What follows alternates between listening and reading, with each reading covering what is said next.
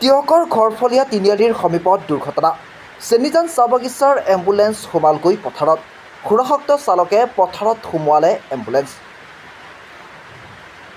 সুৰাসক্ত চালকক ভোগদৈ আৰক্ষীয়ে ইতিমধ্যে আটক কৰি নিলে থানালৈ। এম্বুলেন্সখনো উদ্ধাৰ কৰি আনে ভোগদৈ আৰক্ষীয়ে। তিয়কৰ ঘৰফলীয়া তিনিআলিৰ সমীপত সংঘটিত হয় এই দুৰ্ঘটনা।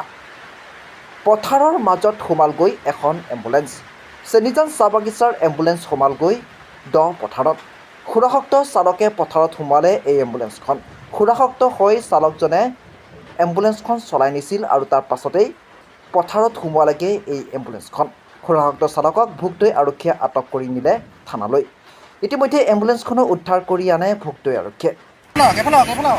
আপুনি পলাইছে কেলে গাড়ীখন এম্বুলেন্সখন তাত ভৰাই পেলাই? নাই নাই মই চাই নকওঁ চিনি পাওঁ ন চবকে। কাক চিনি পায়?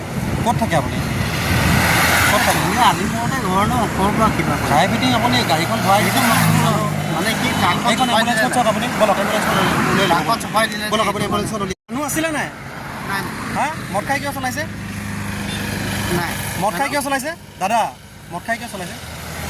অঁ ঠিক আছে আপুনি আহক এই আলিমূৰলৈকে আহক। নাই মদ খাই কিয় চলাইছে এম্বুলেন্সখন?